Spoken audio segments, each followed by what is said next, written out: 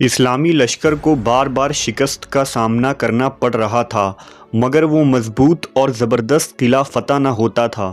نبی صلی اللہ علیہ وسلم نے حضرت عامر کو لشکر کا امیر بنایا اور حملہ کے لیے بھیجا، لیکن وہ بھی شہید ہو گئے۔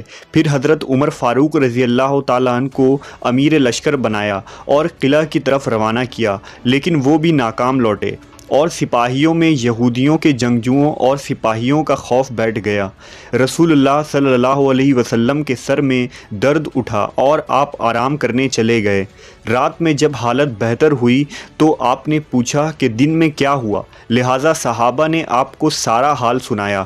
اس پر نبی صلی اللہ علیہ وسلم نے فرمایا، کل میں علم اس کو دوں گا جو اللہ اور اس کے رسول سے محبت کرتا ہے، اور اللہ اور رسول بھی اس سے محبت کرتے ہیں۔ وہ کرار ہے اور میدان سے فرار نہ ہوگا، اس وقت تک واپس نہ آئے گا جب تک اللہ اس کے ذریعہ خیبر فتح نہ کروا دے۔ راوی کہتے ہیں کہ اس رات کسی کو نیند نہ آئی اور سب اضطراب میں تھے۔ صبح ہوتے ہی تمام لوگ نبی کے پاس آ گئے۔ سب کی یہی خواہش تھی کہ جھنڈا ان کو ملے، لیکن نبی صلی اللہ علیہ وسلم نے پوچھا کہ علی کہاں ہیں؟ کسی نے بتایا کہ علی کی آنکھ میں بہت تکلیف ہے، اس لیے وہ آرام کر رہے ہیں۔ نبی صلی اللہ علیہ وسلم نے حکم دیا کہ انہیں بلاؤ، لہٰذا حضرت علی تشریف لائے اور آپ صلی اللہ علیہ وسلم نے اپنا لعاب دہن علی کے آنکھ پر لگایا، آپ کے حق میں دعا کی، اور دعا کرتے ہی وہ ایسے شفا یاب ہو گئے گویا ان کو کبھی کوئی تکلیف ہی نہ تھی۔ آپ صلی اللہ علیہ وسلم نے علم کو مولا علی علیہ السلام کے ہاتھ میں دیا اور نصیحت کرتے ہوئے فرمایا، اے علی، پہلے ان سے نرمی سے بات کرنا اور انہیں اسلام کی دعوت دینا۔ خدا کی قسم، اگر تمہارے ذریعہ ایک آدمی بھی ہدایت پر آ گیا تو یہ اللہ کی راہ میں ایک سرخ اونٹ صدقہ کرنے سے بھی بہتر ہے۔ اس غزوہ کو غزوہ خیبر کہتے ہیں، جو 7 ہجری کو مسلمانوں اور یہودیوں کے درمیان لڑی گئی، کیونکہ یہود نے دوسرے عرب قبائل کے ساتھ مل کر مسلمانوں کے خلاف سازش کر کے امن معاہدے کو توڑا تھا۔ خیبر یہودیوں کا مرکز تھا جو مدینہ سے 150 کلومیٹر شمال میں واقع تھا۔ اس جنگ میں 10,000 یہودیوں کا سپہ سالار مرحب نامی پہلوان تھا، جس کا مقابلہ نبی صلی اللہ علیہ وسلم صرف 1600 مسلمانوں کے ساتھ کر رہے تھے۔ ان کا قلعہ ایک اونچی پہاڑی پر بنا ہوا تھا جس کا دفاع اور دیوار بہت ہی مضبوط تھا۔ نبی نے خیبر سے قبل ہی اس علاقے کے 5 یہودی قلعے کو فتح کر لیا تھا، لیکن خیبر کا محاصرہ کئی دنوں تک کرنے کے باوجود مسلمان اسے فتح کرنے میں ناکام ہو رہے تھے۔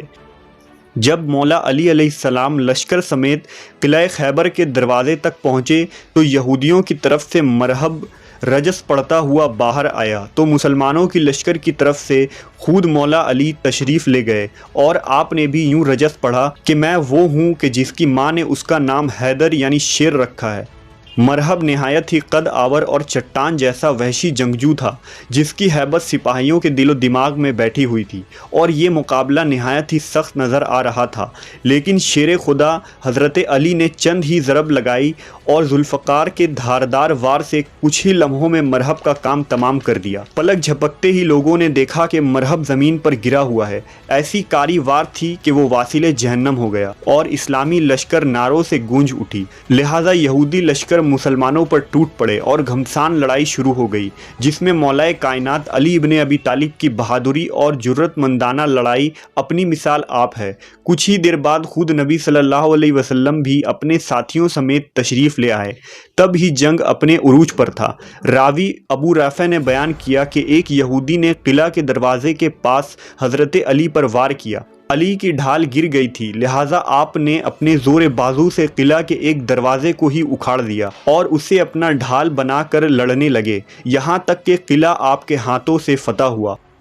روایتوں کے مطابق بعد میں 70 لوگوں نے مل کر اس دروازے کو اٹھایا تھا۔